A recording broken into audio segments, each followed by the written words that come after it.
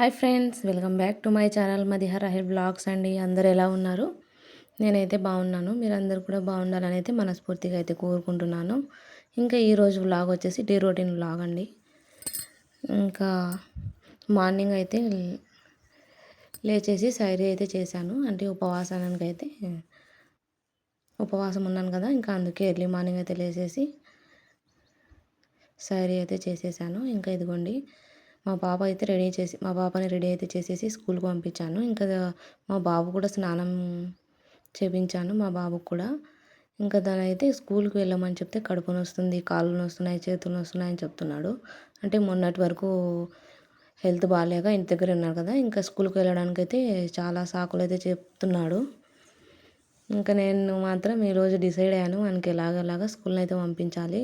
ఇంటి దగ్గర ఉంటే డే మొత్తం మొబైల్ చూస్తుంటాడు, లేకపోతే ఇలా మంచం మీద పనుకొని ఉంటాడు. ఇంకా ఫుడ్ కూడా సరిగ్గా తినాడు. స్కూల్కి వెళ్తే మంచిగా ఆకలి అవుతుంది, టయానికి వచ్చి కొంచెం తింటాడని తల్లిగా ఆశ అయితే ఉంటుంది కదా, కొడుకు మనస్ఫూర్తిగా కడుపు నిండా తినాలని.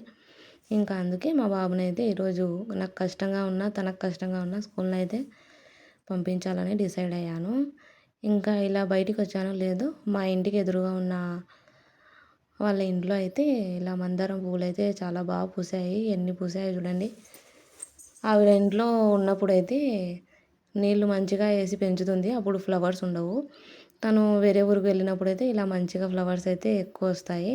ఇంకా మా చెట్ల సంగతి అయితే ఈ సమ్మర్ వచ్చినప్పుడు కొంచెం ఎండలు ఎక్కువైనప్పటి నుంచి గులాబీ పువ్వు చెట్లు అయితే మరీ ఎండిపోతున్నాయి. చూడాలి దానిలో ఏదో ఒక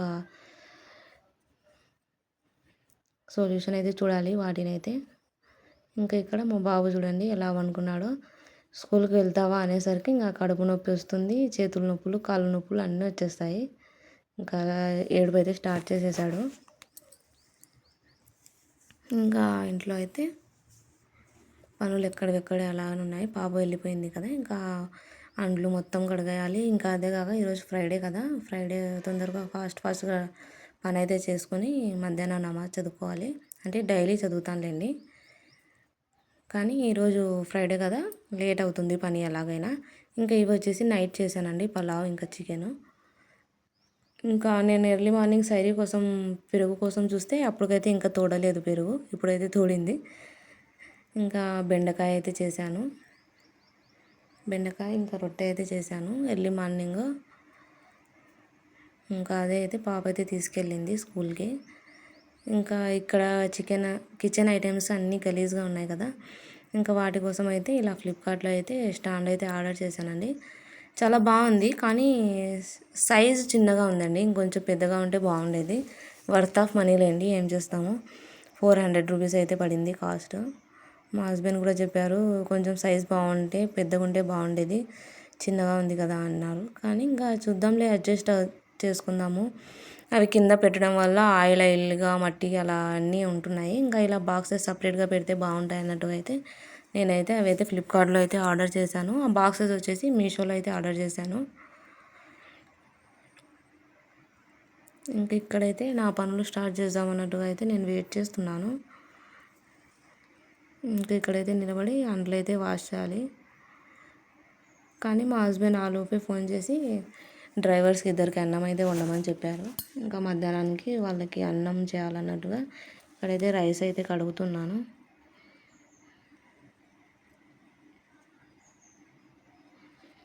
ఇంకా మార్నింగ్ రొటీన్ అయితే ఇలా అయితే ఉంటుందండి. పిల్లల్ని పంపించిన తర్వాత నా డే మొత్తం వర్క్ అంతా చేసేసుకొని ఫ్రెషప్ అయితే అయిపోతాను. ఇంకా ఫాస్టింగ్ డేస్ కాబట్టి ఎర్లీ మార్నింగే స్నానం కూడా చేసేసాను, ఇంకా అయిపోయింది. ఏమంటే ఏదో ఒక పనులు ఉంటాయి కదా, అందుకే సారీ కానీ డ్రెస్ కానీ వేర్ చేయలేదు. ఇవన్నీ పనులన్నీ అయిపోయిన తర్వాత శారీ కట్టుకోవచ్చులే అన్నట్టుగా అయితే ఇప్పుడైతే పనులన్నీ స్టార్ట్ చేసేసాను. ముందుగా ఫస్ట్ అయితే రైస్ అయితే మంచిగా ఏమంటారు చెరుగుతామంటాం కదా, అలా చెరిగేసి బియ్యాన్ని అయితే నానబెట్టేశాను. ఇంక ఇక్కడ ఇప్పుడైతే ఇలా ఉంది కదా మా ఇల్లు. ఇంకా రేపు పొద్దున బాబుకి అయితే మేలో కానీ జూన్లో కానీ ఫంక్షన్ అయితే చేసేది ఉంది. అంటే వడుగులు అంటాం కదా, ఆ ఫంక్షన్ అయితే చేయించాలి. ఇంకా అప్పుడు ఇల్లు మొత్తం పెయింట్ చేయాలి, ఇంట్లో సామాన్లు మొత్తం వాష్ చేయాలి. ఇంకా ఈలోపు చౌడేశ్వరి అమ్మవారి గుడిలో కూడా మా ఊళ్ళో అయితే తిరునాళ్ళు అయితే స్టార్ట్ అయిపోతుంది. జ్యోతులు అంటారు కదా, జ్యోతులను అయితే ఎత్తుతారు నందవరం విలేజ్లో. చాలామందికి తెలిసే ఉంటుంది, తెలియని వాళ్ళ కోసం అయితే చెప్తున్నాను. 19 ఏమో మా రంజాన్ ఫెస్టివల్ అయితే ఉంటుంది. ఇంకా అదే రోజు మన నెక్స్ట్ డేను ఇలా జ్యోతుల చౌడేశ్వరి దేవి అమ్మవారి జ్యోతులు అయితే ఎత్తుతారండి. ఇంకా ఇక్కడైతే నేను బియ్యంలో ఏమైనా ఉన్నాయా అన్నట్టుగా చూస్తూ ఉన్నాను.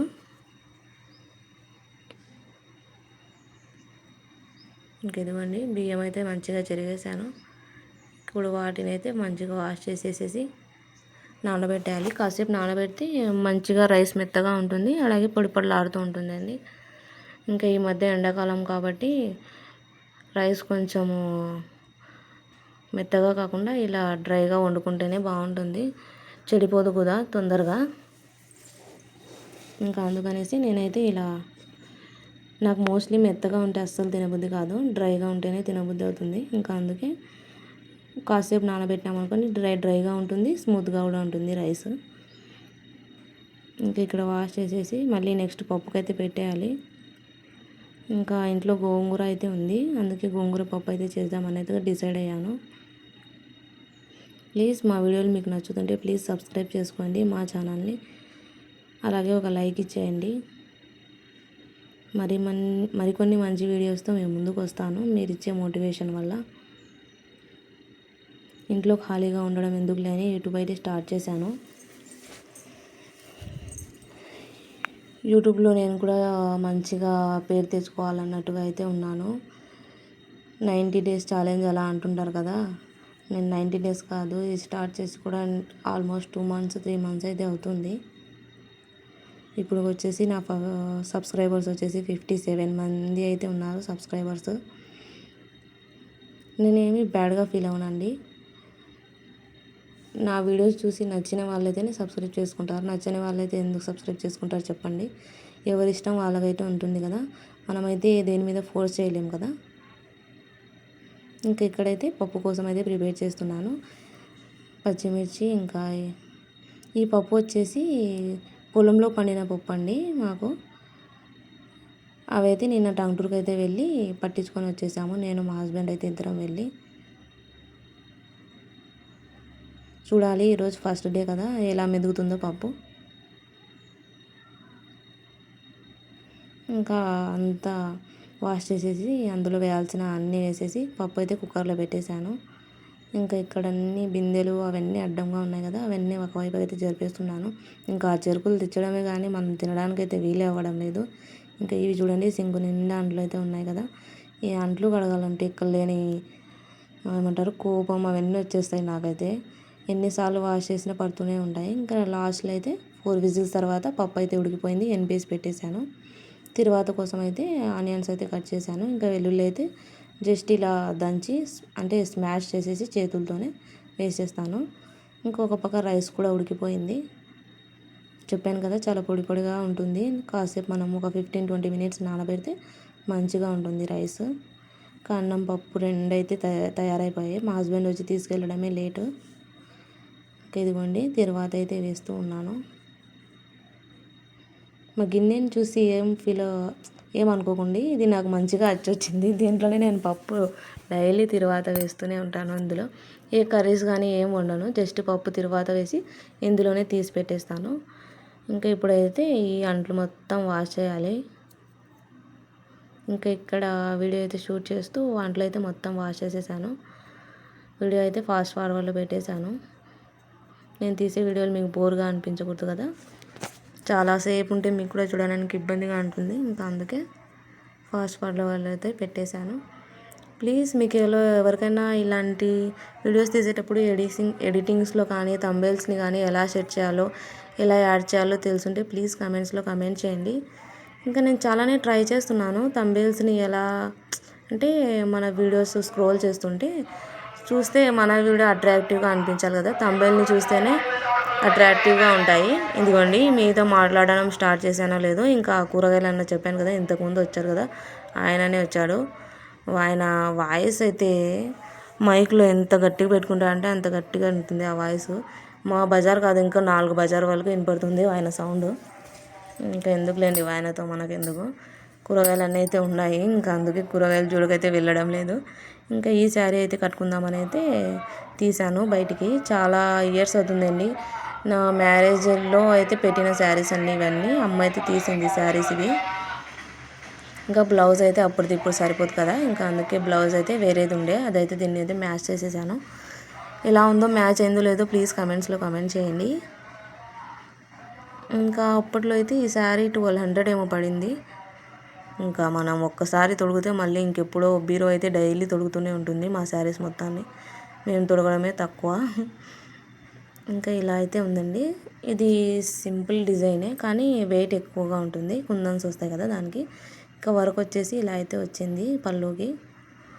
ఇంకా కింద మొత్తం కుచ్చుల దగ్గర సేమ్ డిజైనే వచ్చేసింది. ఇంకా అక్కడక్కడ చిన్న చిన్న స్టోన్స్ అయితే వచ్చాయి. శారీ కలర్ అయితే చాలా బాగుంది. ఇంకా ఈరోజు అయితే బీరువాలో చూశాను, ఇంకా అందుకే కట్టుకోవాలనిపించి తీసి పక్కన అయితే పెట్టి కట్టేసుకున్నాను. మా హస్బెండ్కి నేను మోస్ట్లీ నైటీలో కన్నా శారీలోనే బాగా నచ్చుతాను, కానీ నాకు ఆ నైటీలు అలవాటు అయిపోయాయి. చాలా అవాయిడ్ అయితే చేస్తున్నాను నైటీలు వేసుకోకుండా ఉండడానికి. ఇంకా ఇక్కడితో అయితే నా వీడియో అయితే ముగిద్దాం అనుకుంటున్నాను. ప్లీజ్ సపోర్ట్ చేయండి, సబ్స్క్రైబ్ చేయండి మా ఛానల్ని. Thank you for watching my video. Bye all of you. Subscribe my channel మదిహర హెల్ బ్లాగ్స్ అండి.